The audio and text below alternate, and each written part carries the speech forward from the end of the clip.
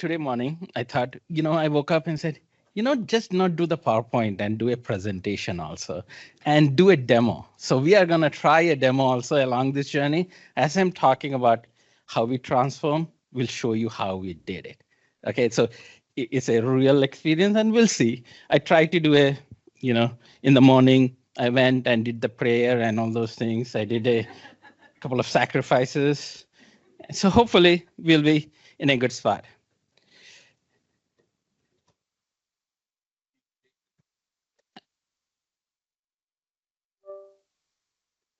Yeah, I know. Okay, let's go. Yeah, let's go to the next slide. Oh,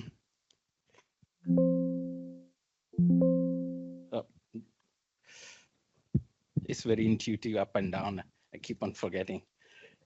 So I'll start with myself. Anoop Abraham, I'm the chief architect for CHS. I don't know many of you know CHS. I'll be 100% sure. Nobody in Twin Cities, half of the time, they don't know. Only thing they know is CHS Fields or some logo somewhere along the journey. So, or if you're in the farming side of it, you will know us very well in that scenario. So I lead the architecture practice at CHS. I've been with CHS for 18 years. So I have seen a lot of transformation over the years, whether SAP or non-SAP across the board. Organization transformation to everything along the journey. So I've seen from when they were business to businesses and combined to one IT. We had IT in the businesses from 18 years back to a centralized approach in there. So we've been through that whole journey along the journey. Yeah, and then I'm Hans Rohr. I'm an architect advisor with SAP. If you didn't know who SAP was before this event, I'm sure you at this point do by now. We're kind of all over, but appreciate you being here. For my background, I spent 9 years in the U.S. Army, did all expense paid vacations to Iraq and Afghanistan. Thank you for getting me through grad school, everybody here, but more importantly, I've been at the intersection of technology and organizations that whole time. I was a signal officer, which meant that while I did technology deployments, they were of a slightly different form for a while there. But since then, I worked at a government contractor for a while, which is where I started doing some work with artificial intelligence. But as any good business architect, not as a technician, but rather as policy governance, frankly, the what if or the what happens next. So I did that very early on, about 8+ years ago, and then recently started with SAP only about 5 years ago, which compared to some of my compadres here is very, very short time. But in that time, I've been with a number of different companies in a number of different contexts, as an architect, as an advisor, executive advisor, et cetera. So, and also, you'll also notice this is CHS's story. At the end of the day, I'm color commentary here. This is all about Anoop, so feel free to ask questions throughout, but show's yours, man. I have a big ego, so it's all about me. So the one thing is I stop at every slide. Let's keep it interactive. I don't want to just present it. I can show you how we do it also, as long as you don't take a screenshot or print out. I can go into a little bit more details, but I'll be very careful of what I share in certain scenarios. As usual, our forward-looking statement. Read through. You all signed with your blood, so we are good in there. So who are we, right? So let's give you a footprint of it. We are a farmer-owned cooperative. We are the biggest farmer-owned cooperative in US. What we do in the Fortune 500, do you know how many companies are in Fortune 500 from Minnesota? 4. First United Health Group, Target, number 100 is Best Buy, 97 is us. So we are a big company who nobody knows about it, but we do a lot of good stuff around the world, around the country. We help feed the population. You may never know, but we are the biggest grain producers, sunflowers. Anytime you eat sunflower, it's coming from us. Anytime you use wheat, it's coming from one of our joint ventures. So think of that way as you work through the journey along that journey.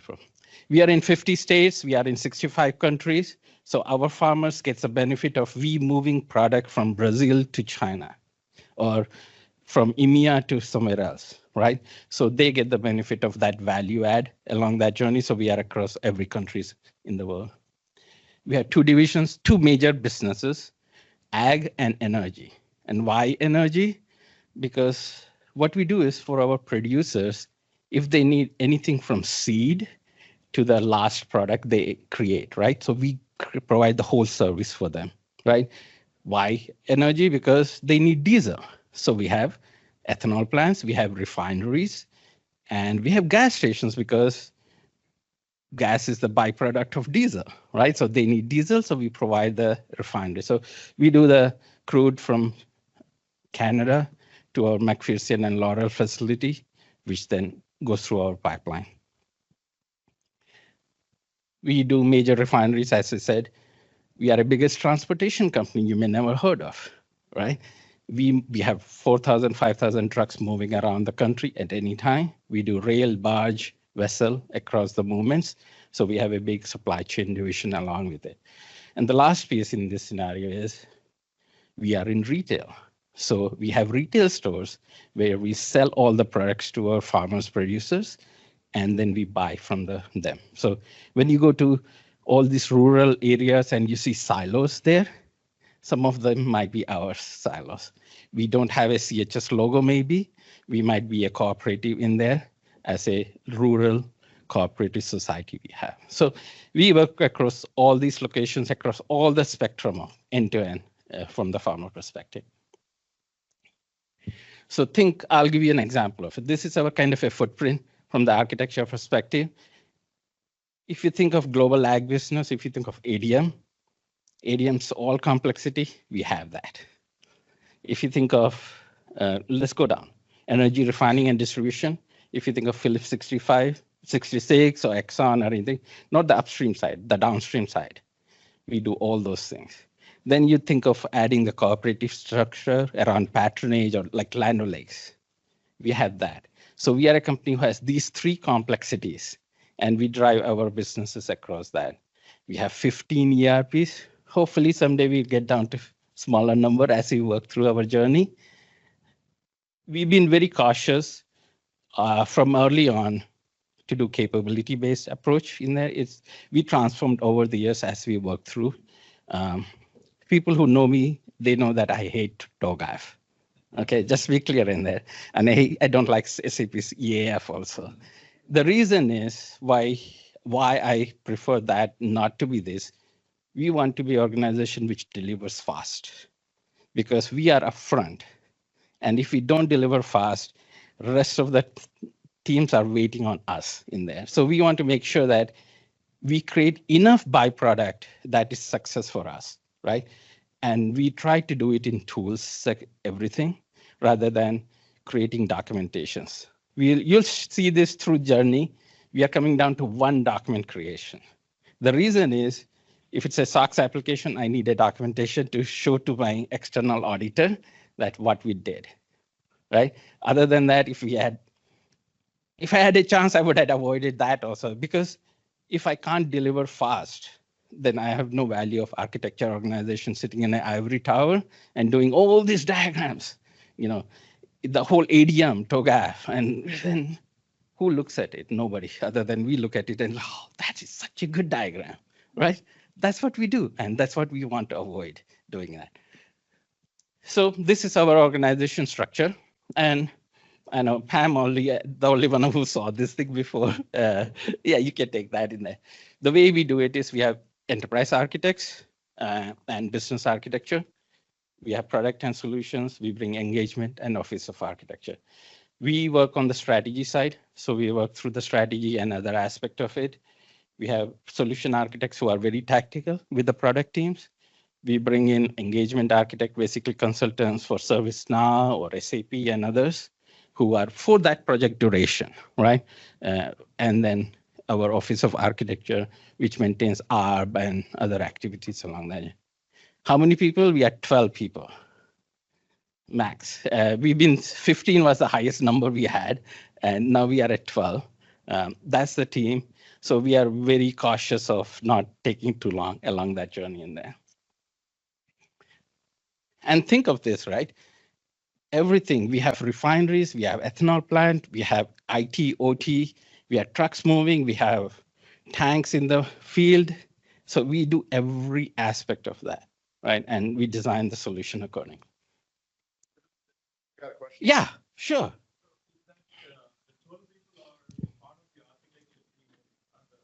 No. Yeah.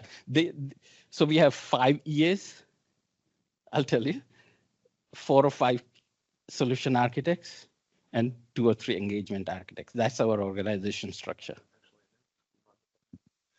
And then that's internally. And then with SAP, there's architect advisor, there's Lars, who's the RISE EA. There's a number of different roles that then we're providing for support in addition to their internal resources. Yeah. And Lars is working on the right side, so he knows very well in that scenario. The other piece I want to be cautious as I'm working through this structure is we are very conscious of not just having like BDAT, right? Every time you hear business, data, application, technology, we have integration and security. So we are like 6 domains. That's what we call it. We don't want to be that 4 domain because every solution we have has to be integrated. There's no more siloed solution, right? So you have to elevate that role into that space. And similarly, you have to secure the whole solution aspect of it, right? So SAP journey, you'll see SAP always provides this, their discovery, prepare, explore, realize, deploy. And way we approach it is, we have business architects who works on the initial stage of it.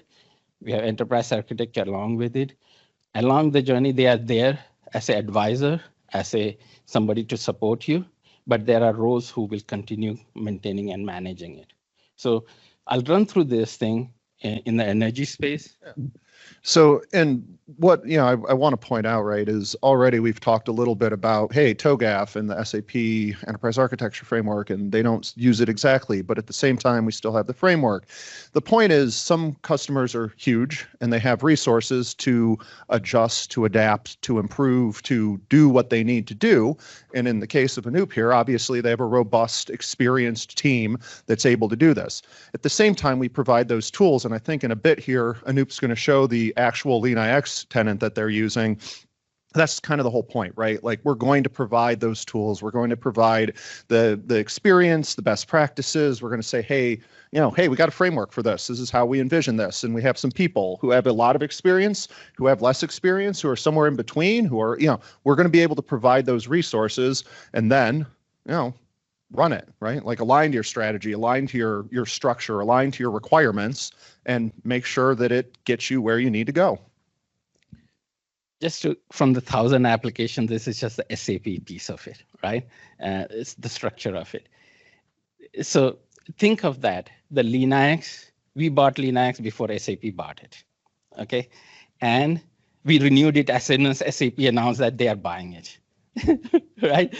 Jackie knows that. We renewed it before SAP signed the dotted because we liked it. The reason was when we were looking at a solution, one of the criteria we had was it has to be transparent to our whole business. So LeanIX is available to every employee in CHS, irrespective. So it's not by user count, right? So that was one criteria for us. Second was it has to be a simple tool. I don't want to do a big tool and only architecture team can understand it, right? It has to be simple and it has to be available to everybody. And what we are finding is more than IT, business is using the tool from our perspective. They like it, they use it, they understand it, they refer back to it. I'll show you some of the architecture diagrams we do, and they refer back to it. We made it simple. I always try A/B testing with our leadership all the time. I go to David Black, I present something, and then I change it and present somebody to somebody else and see what they think of it. He's our CIO, right? Or SLT leaders, because what we think of what they want in this documentation is something completely different, right? My business leader looks at something and say, is there any gap? My IT leader looks at it, how complex it is, right? It's a 2 different perspective.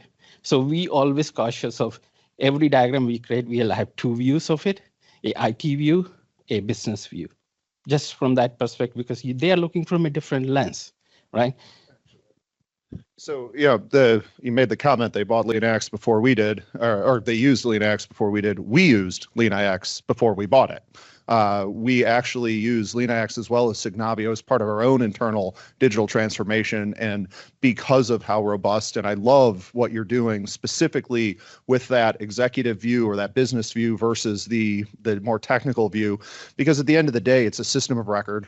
It's a project management tool. It has all these different kind of component pieces where you can abstract if you need to, and you can get to that high level where you can help an executive understand, here's what we're doing, here's how we're time phasing it, here's how we're keeping track of how we're doing these phasings, here's what the different trade-offs are. And I know we were talking a little earlier, works with the FP&A team to make sure that there's also a quantitative view to go with that qualitative view. But again, like this very robust ecosystem of information, and not that the IT is making the decision, but the IT is presenting the ability for the executive to make that decision. And what I loved was they get in the tool themselves, right? Like it's a governed, centralized tool. So you can show information and you can provide views without having to fight through, okay, I got to get access here. I got to go do, like, no, you can let those leaders understand in their own time. And obviously leaders want to see something they want, you got to have a dashboard or whatever.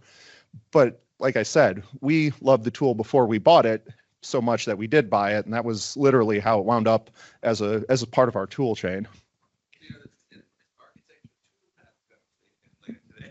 No, yeah. So I was talking to someone how Lars said we should have flipped the sessions in there. But the key is, right, we have a complex environment and we wanted to bring these things to business to understand that complex environment. And the way we work it is, we don't say, hey, this is business architecture. Business architecture is how we work, right? It's part of our DNA. It's not a separate thing. We do. Why we separate out, I don't know why. Because security is there always, technology is there. Why do we have to have business separated out like that, right? In my mind, they should be part of how we do it, period, right? So as I'll show you, think of this. This is a 2-year project, right? It took us 2 years because we had to extend it further because we had another release going on. We had 2 SAP releases going on at the same time, right? And we were efficient in getting there along that journey in there. And within SAP, there's another 50 modules. You don't see it, right? In the corner over there. So we are pushing SAP also. They know that. Mihal knows over there that right now they say integrated toolchain. I tell them that they are tools which are integrated. They are not integrated toolchain. My vision long term is, I don't want to create a status report, period. I have all the data points to create a dashboard to provide that status report. I'm integrating with Entra ID to get all the user accounts. I'm integrating with ServiceNow to get the tickets. I'm integrating with Aptio to get the financials. I'm integrating with SAP to get the cost center, right? I have teams, I have data points. Maybe I'll integrate with Jira and get the task and risk and issues, right? Why do I need a project manager to go and create a status report every time, and which is always 2 weeks late? And then Todd Eric over here, who is our enterprise business leader, he says, why didn't somebody tell me 2 weeks back that there's an issue? Right? I could have helped remove that, from there. So for us is having that visibility early and having the data driven is very critical along that journey. Yeah.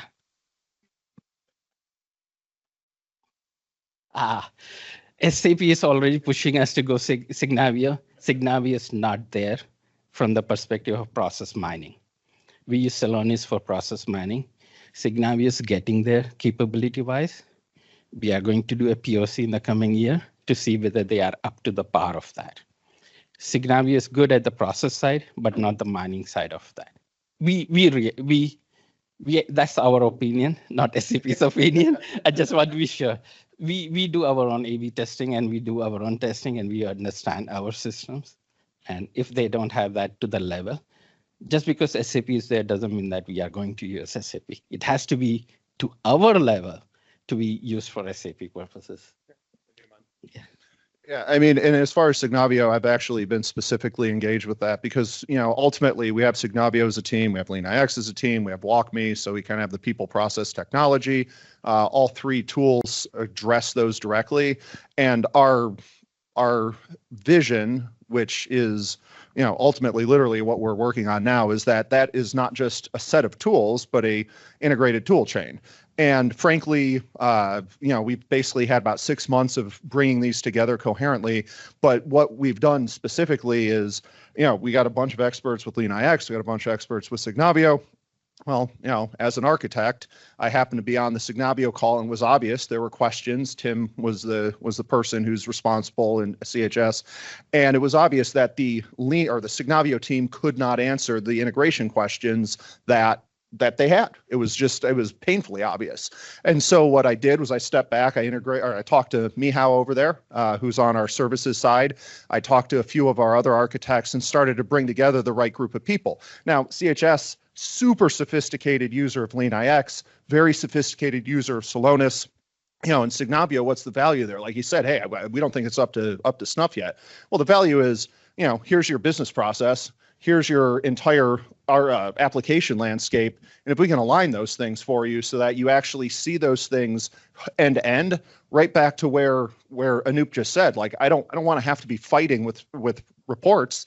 If I have one system that can encapsulate all that, or one integrated set of tools that encapsulates all that, so that's literally what we're working. And again, like I'm standing up here proud to say that we're fighting for that reality because we know we have it and we need to prove it. And just so you know, we challenge them, SAP, all the time, right? Yeah. We push. We challenge them partly because when we had the LeanIX experience, it was amazing, right?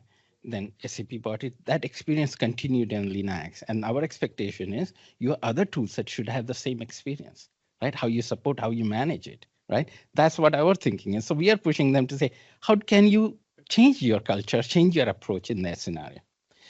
Our stack, I'll not go into the details of it. We have two instances, ag and energy, just ACM and ISOL. We didn't want it to commingle at this time. Maybe someday in the future we will. We'll see how we do that activity, but we had two instances, partly because we had multiple projects going on at the same time, and we didn't want it to conflict with this. And we just released the energy December 1st, or December 1st week, 8th. We had the energy release after a year and a half, 2 years effort. And I'll walk you through how we did it. So this is our technology delivery framework. It's unique to us. We experimented it a few times over the years, and this is what our current iteration of it. There's more details in there, but I'll leave it at this level. What we did is everything in CHS has to have a strategy. So we took the business strategy and created objectives in LeanIX. So any project we do, it has to have a link to the strategy. So when the idea comes in, so we used to have DragonBot and AHA as a tool set, we got rid of it. We said, no, what we want to do is one control point for everything. The idea comes in, the first step is it attached to a strategy? Is it part of our 3 to 5 year product line strategy or functional strategy? If it's not, it gets the lowest priority. Why? Because I don't have money to spend on something which is not working on the strategy side. Not money, but people, resources, time to spend on. And we have 1,000+ ideas, right? So how do we manage that priority list correctly? So we always link with strategy in there. Then we create a A3, a charter, and along that journey to give a kind of a business to look at it, why this is a problem. It's less of IT, it's more of business, right? They look at, okay, where the challenges are, what's the KPI, what's the metrics, what success looks like for that. Then what we do is, it comes to the next level is, next thing we do is capability mapping. We have 1,000+ capabilities even before SAP. Now we move to SAP's reference architecture in 2 weeks. Last 2 weeks, we flipped it. We used AI to compare our reference to SAP's. It gave us a kind of a probability of, hey, these are matching 80%, 90%, and we flipped it. And we wrote a code. It went and updated through API every reference architecture and all the tentacles along with it. So we do the idea generation. It all comes to our one team. So tech delivery and architecture team are part of the organization, one organization. So everything comes into it. Then we do a business value and business outcome. Every project which goes to leadership for approval has to have a business value and business outcome. And the third piece within that is the financial side of it. What's the value in there? So this year, last 2 years, what we did is we flipped it. Instead of IT creating the FP&A activities, we got the business FP&A person creating that. We got the IT FP&A person creating that. Why? Because they report into the financial organization, right? So when a CFO asks the question, what's the value of it? It's not us answering it. Architecture team, delivery team, IT team is their leaders in their team who is answering what's the value it is. So that's very critical for us, was because that triggered a whole different paradigm, because now the SLT level, CFO, that level, they understand it, right? Before it was we do all the work and why is that that high, right? What's the return of that? How do you come up with it? Now their own team is defining it. So that's another success criteria. We flipped it, and it's a lot of work for them, but they also see the value from that, right? They are more involved. They are not sitting on the sideline and answering these questions from CFO without any clue, right? So now they have visibility in it. Then we do is, as I said, we create one document, solution overview document, and that's it. What it does is it has capabilities, which we have in LeanIX, because we had to have a point in time, right? It has capabilities. It has current state, future state, which is in LeanIX. It has interfaces. It has risk. That's it at a very high level, right? That's the overview document. That's the EA's responsibility. As we go further down, the same document gets expanded to solution design. A solution architect comes in. Now what happened was we created the boundary in the overview document. We said, this is the patterns, these are the practices you should use, standards. When the design team comes, they have already defined, I created the boundary. So they know that don't go beyond the boundary, and then we work on the exception, right? So the value was having one document which is easily transitioning from architecture to the team, to the solution architect, to the product team.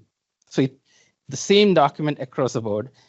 The reason we flipped to this one was, what we found over the years was we create an architecture document, then we go back and look at the design, it's completely different. Right? What the hell? We said this capability, do this. And now suddenly it's completely different. And then when they go to production, nothing works. Why?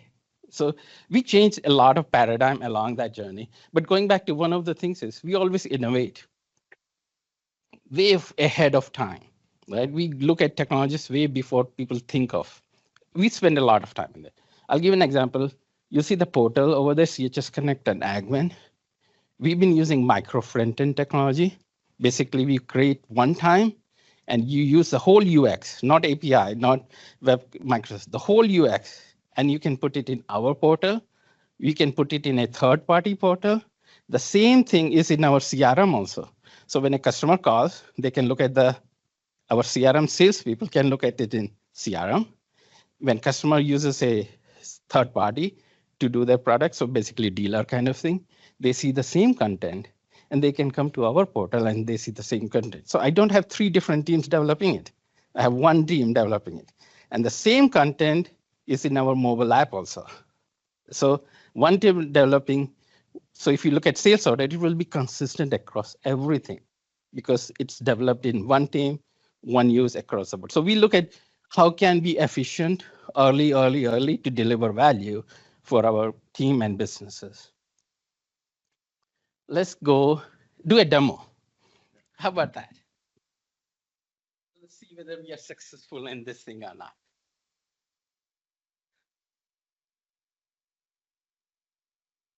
So this is our first dashboard I'll share with you. This is our initiatives, right? All the initiatives comes into there. We create it as an idea in the inventory, and we show this visibility to the team. Everybody in CHS has visibility of every idea in there, and they can go and look at it.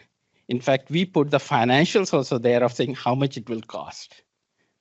So we went further in there, other than the cost of, okay, FP&A team doesn't like we putting anything around bonuses or anything like that.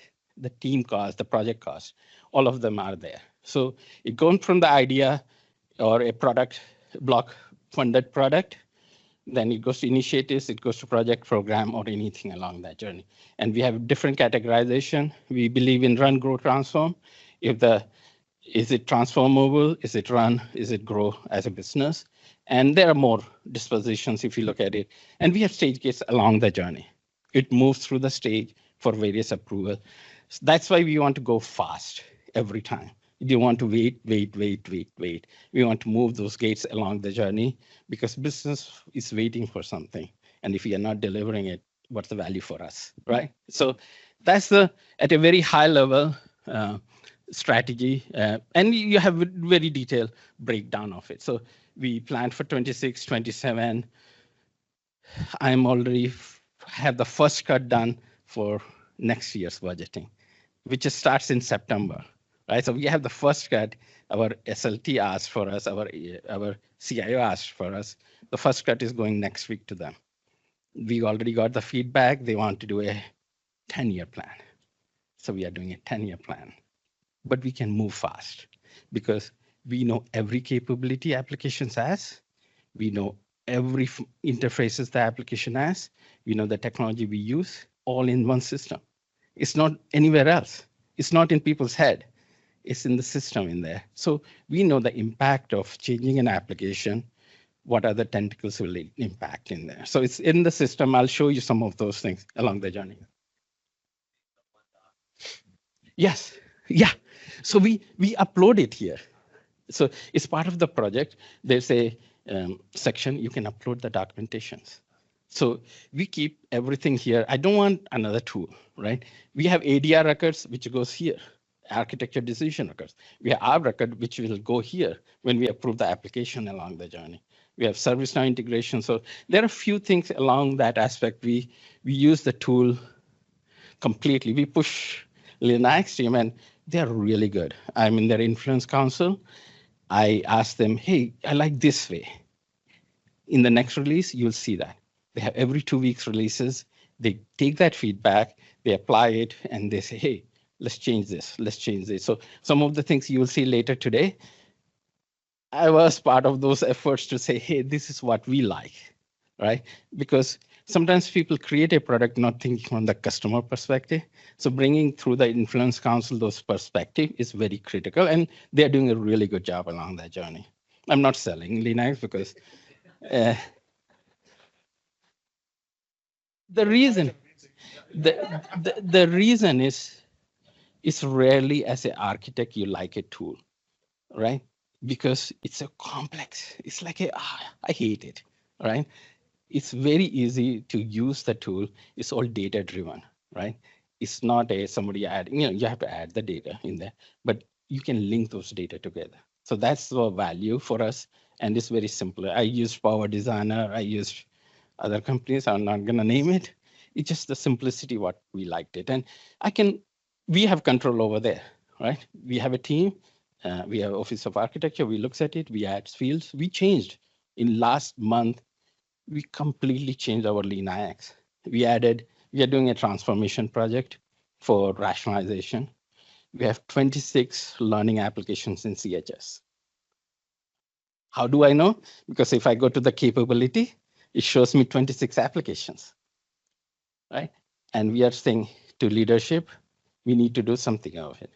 So our CFO, our SLT has a goal at that level to rationalize the product because they see the value. Why? Because in the report, not only they see the functional capability and other things, they see the cost also. So we brought the cost in and they say, hey, that cost us $2 million over there. Yeah. You want to reduce it? We'll help you. But it's their decision. And that's the key in there is bringing the data. If you don't bring the data, it's no value, right? Bringing that data together. It has security very well, robust. So you don't show it to people you don't want to based on roles, other things, but we kept it open. Till now, nobody pushed back. It's been a couple of years. nobody pushed back to hide anything. And we intend to keep it open till we get to a point where somebody says, hey, this is something I'm worried about. We'll ask, why? Why do you want to hide it? And if you question somebody and say, why do you want to hide it? They have not a good answer. So, so one thing I do always is kind of interesting, right? This is just my personality. I say no all the time. I tell them no, but these are the options. But I say no with a smile. Because that's people if you go no very seriously and all those things, they start questioning back. But I always give an option, no, but we can do these things. When we talk about, right, Neil and both Ranjit, options, we do always give the options, but we also give a recommendation. And we give the recommendation of why, right? We don't say, hey, just use this. We give a recommendation of why it is, and we move the risk to them. Business can accept the risk, right? It's their decision to make the risk acceptance. It's not IT's decision. And when you move the risk to a business, they will never accept the risk, right? So you, as a architect, as a leader, you need to know how to manage that situation and flip it around to get them to do the buying, right? They will be the one who say, I don't want to do that. That will be a risk in there. So we flip a lot like this. It's over the years experience, right? A/B testing, as I said, I do that a lot. Our leaders does that a lot with the leaders. There is just to learn, right? We work closely with business. I spend most of the time with the business folks. I'm in all the time meetings, right? I hate meetings, but all the time in meetings because I want to be close to them, right? Not IT folks, right? I have leaders who are IT folks from there. Why spend time on there? So again, as a leader, you should be closer to your business, understanding them rather than on the other side. So that's how we came to the tool itself, right? Because they said to a point when I don't have any visibility on what IT does. Right? They say, you send me a report after 2 weeks and say, this is where we are, right? We don't know what we are working on. All the time we hear complaint. Now they don't. They can go to a report and say, what is FY26 planning? What are we working on? What are the projects? What are the costs? What are the capabilities? What are the solutions we are bringing in? They can go there and we point to them and they always go there. Rarely they come to us anymore, but I'm happy, right? Yeah, so what I'm going to just kind of foot stomp here is, I mean, we're talking about a technical tool to support, app rationalization and your life cycle, your application life cycle management, whatever.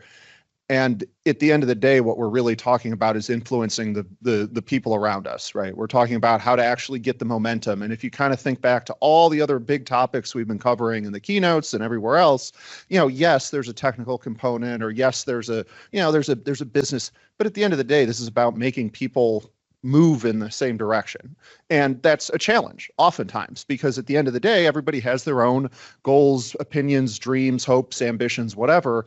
And, between, whether it's LeanIX or any other tool, but clearly what we're doing here is providing that platform. And I will defend Signavio a bit. I've been in a live demo where a guy, he was a CEO of a company, billion-dollar multinational that he had built from the ground up. It was a logistics company. And this man was well into his 70s. He had literally started with him driving. Then he bought his truck. Then he bought a second truck. It's a great American story.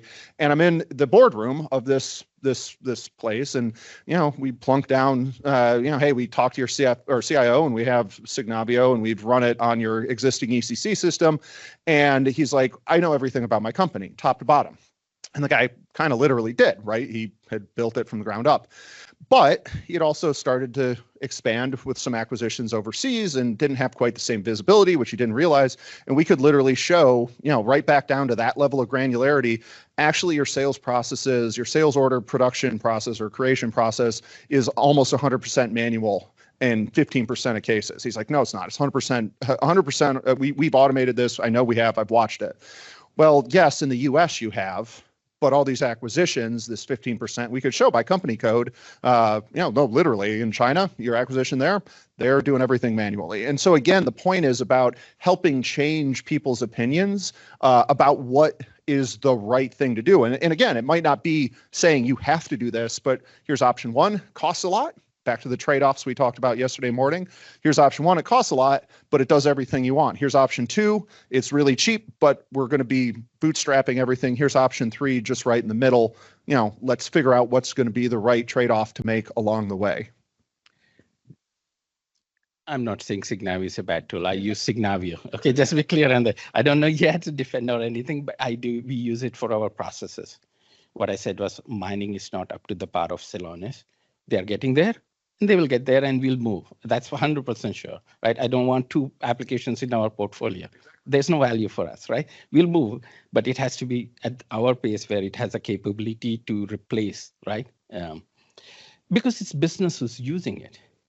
And we presented that to our board, the Signavio, because data analytics is very critical for us, right? Process analytics in there. So board has visibility in there. So I'm not going to flip it to some other solution which doesn't have that thing, right? Why am I going to do that? I will wait for it to have capability to our par, and then we'll move in there. So as you can see, discover, prefer, explore. I give you a sample of what we do.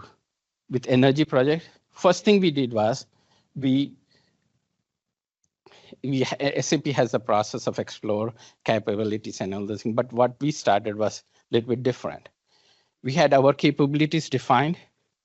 We worked with SAP architects, Lars and Art Miller and Rajesh, and we worked on is look at our capabilities.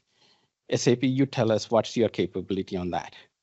The value for that was so big, because before what used to happen was, Jack is here. Before it used to happen was we'll buy everything without knowing what we are buying. Now we are buying things which are relevant to us. We are finding gaps from SAP upfront so we can have a solution, go through the RFP process and buy a solution in there. So we did that exercise very, very front. So we defined all the energy capabilities. We worked with the SAP leaders to do the SAP capability. It was before Linux had all the capabilities, right? Before Linux had all the applications, before Linux had all those things, right? If I have to do now, I flip it. I can do myself that activity, right? Our team is working on for Brazil, what are the capabilities needed, right? And we are already, I think by next week it will be done, right? All the Brazil capabilities we need, right? And then we look at SAP and say, hey, what are the capabilities in there? There's uniqueness to Brazil. There's a barter system in Brazil, which is very unique. Their invoicing is very completely different. So there are things we need to learn along that journey in there. So every capabilities we went through, we mapped it to SAP capabilities. We mapped it to all the applications which are impacted, right? So now we have a footprint of all the interfaces, all the capabilities, all the applications impacted by it. So that becomes the first point of view, and that went into the bill of material to buy what we wanted to buy from SAP. I know it's not a good thing Ranjit is not here. He will get a heart attack on that one. But the idea is, right, why buy something if I'm not implementing it, right? It has to be value add for us. And we are a farmer owned, so we don't want to spend money more than anything I can. So solution overview document is one document. It's the artifact. It has overview, it has risk, it has requirements at a very high level. It has recommendations. We create behind this, and you will see a simple architecture diagram of that, current state, future state. We started doing something called solution blueprint along that journey. What it does is we create the processes, we link the applications in there and say, where are the pain points? Why it's important is for us, I'll tell you this. We were doing a capital project right now, redesigning our loan management across the board. So we do loan for farmers, right? So they come and buy loan from us. And what we find was they were selling this spinning wheel of death. Like, what the hell is spinning wheel of death? Evidently, when customer submits something, it goes to a backend system, which is very slow, and it just sits. It works, but it just sits there. So that's the spinning wheel of death. So then we linked it with the application, right? We put the process flow. We said, okay, these are the applications which does the process flow. We started pointing out where are the pain points. So the red over there, oh, that's a pain point. These are the places where we have to improve in there. So we looked at both side of it. You have business processes. You need to understand the technical side also. So one thing we always lose was we do all the business processes, but we never understood how it impacts your technology, right? So this kind of helps us that bridge the gap from business process to technology side of it. So that's our definition of solution blueprint. There are other definitions in the company, in the world, but this is what we do. It works for us, right? It's not a, we tried minimum, what can we do to this thing? So that's the overview document. Along the journey, I'll just a screenshot of all the processes we mapped, where they are. It's OTC, order to cash, P2P, there's more down there, but at a very high level, we mapped 466 processes in this effort. And we knew exactly where it is, and we did end-to-end scenarios in there. Think of this, we had 10,000 test cases in this solution. So that's kind of a big picture in there. And this we applied this same thing for other projects also. It doesn't matter, right? How big it is, how small it is, right? The process is same for us in that scenario. The last piece in this is I brought a process where you have on the left-hand side who the role is so that we know. What we did is we started putting yellow in there. This one has all yellows, but what it does is it gives the OCM team a visibility of where are the change management required, right? So you now linked your OCM to the process, right? They knew upfront when we're doing this journey, right, from explore onwards, they have visibility of where the problem is, where the training needed. So they created training materials along the journey. They had visibility in the explore side of it when we upfront, oh, I need to do something about it. They did the communication, they did the survey, they did everything along that space. Very important when you do a bigger project in there. Even when we are doing the app rationalization effort, we have an OCM person in there because you have to work with business to change it. So it's very critical. You will be surprised if you don't have OCM for a bigger effort, how challenging it is. We have people in countries, locations, they don't want to use system at all, right? So we have paper processes. So it's very critical from that perspective.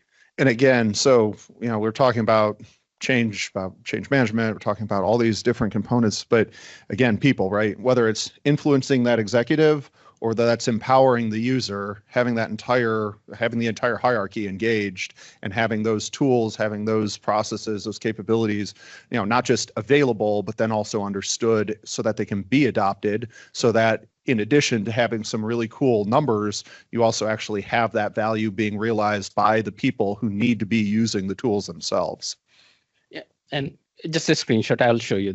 Every capability has functional fit, technical fit, and every application has functional fit, technical fit, and the last piece is strategic fit. What we found was when we were doing the time, we'd use time model, right? I have an application which is iSeries based, 44-year-old system, right? It's 44, literally. It's 1982 we implemented it. It's in iSeries. iSeries never goes down. That's one system I hated, right? Banks uses them, right? Yeah, IBM series, right? It never goes down. So technically it's very solid, right? It meets all the functional requirement, right? What business needs. It's a contract management. ACM will eventually replace it. But the problem is, if it's functional good, technical good, what will happen? It's in the invest category, right? What we did is we said, is it a strategic fit or not? No, it's not a strategic fit because what happens? All the COBOL developers, they are retiring. I don't have anybody COBOL developers anymore. There are one or two. We had one retired, other guy jacked up his price. Literally, the next day, his contracting cost went up. There's no market in there. So you always look from something perspective, not just look for technical and functional fit. You should look for strategic fit. And we did another thing. I was telling somebody that what we found was we have 3 unique processor capability. That's it. Rest of them are very standard. You'll think that, oh, this is unique. No, it's ISO standard, it's the ag, everything. We have three unique one because we are a cooperative society, right? So we have patronage, which is very unique to us, right? Which is not kind of a common to everyone, right? Patronage is like a pension plan. Think of that, right? Every transaction, some dollar we save, which farmer can get it back when they retire. So again, we do day in and day out our architecture. We have two business architects in our company. That's it, right? And I help them where I can. They hate me because I always jump in. I started it, just so you know, I started in Excel file, this exercise, right? So I'm very passionate about it because I see value in there for that. So all the capabilities there, we are going to go to all the processes in Signavio. We want them to match. This is where working on. Why? Because it has a reference number there, a reference number there. I click on a capability, I know what the processes are, right? I want to not go look at these things. I want it automated. I want it linked, right? I want business to have visibility to that. That's the biggest value. It's not the IT having visibility, it's the business having visibility. And that's not there. That's why Hans is helping us in that process. And the last piece is we have a governance council. We never went to level 1 yet. In last 10 years, I think we never went to level 1. We handled in level 5 to 2 all the problems as we see anything come up. So our governance works it. We are a very good ARB structure, Architecture Review Board. We've been doing that since 2014. We have a very good pattern. It covers 6 things. Again, our domain. What's the business architecture? It has 3 pieces in business: current maturity, future maturity, your current capabilities impacts, your current processes at a high level. That's the business architecture slide of ARB. Why? Because we want to present it as part of, if I'm doing a security architecture and say, hey, this is SSO, we do encryption, we do this, SLA is this, RTO is this, RPO is this, capability is no different than that. If I do an architecture diagram and saying HADR technology, same thing. The value is how you do it, right? I said we don't do diagrams. I hate TOGAF. We do, in a sense that I have Lucid Chart, which is connected to my AWS. I say, click a button and say, create me an infrastructure diagram. Why am I spending our time on creating a diagram which will become stale? I can just click it and refresh it, and it gets the latest information. Again, as an architect, you should be driving these kind of changes in there because it will reduce your time, because you can concentrate on more strategic stuff in there. The last piece in there is, I'll give you the journey. This is what we did in the explore session. A lot of work, a lot of people involved, a lot of capabilities, processes, gaps mapped, a lot of actions, and OCM team, SAP team worked through that, through the journey for us. And the last one, the design, this is what success looks like from that project. We had 0 P1 incident after the first week. That's the most critical part. A 2-year project, we did everything. We had 0 P1. We had 2 critical incidents in last month. We did the quarter end close. Our September is our year end, but our December is a quarter end. We closed it yesterday. We announced our financials for the first quarter. SAP, right? We did this huge effort. We'll not get credit. Architecture never gets a credit. They get a T-shirt. That's it, right?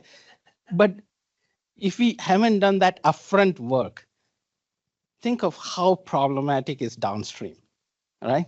If you haven't done the capability mapping, if you haven't done that thing, you had 103 district training courses made. We looked at WalkMe. WalkMe was not there.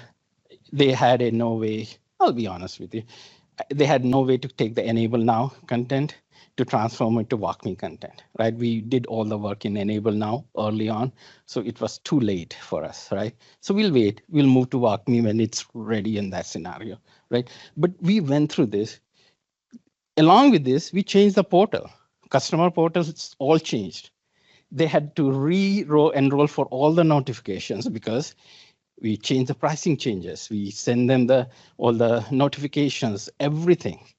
New way, all modernized along that, and all in that time with 10,000 test cases, with, I think, 20 weeks, 2 sit cycle, 2 UAT cycles.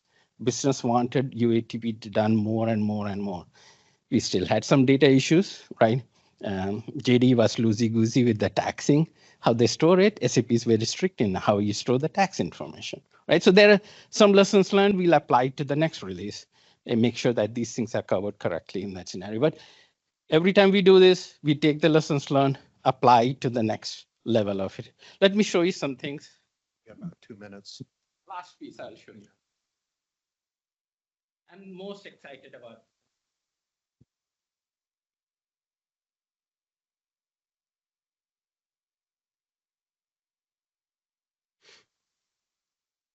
If it works.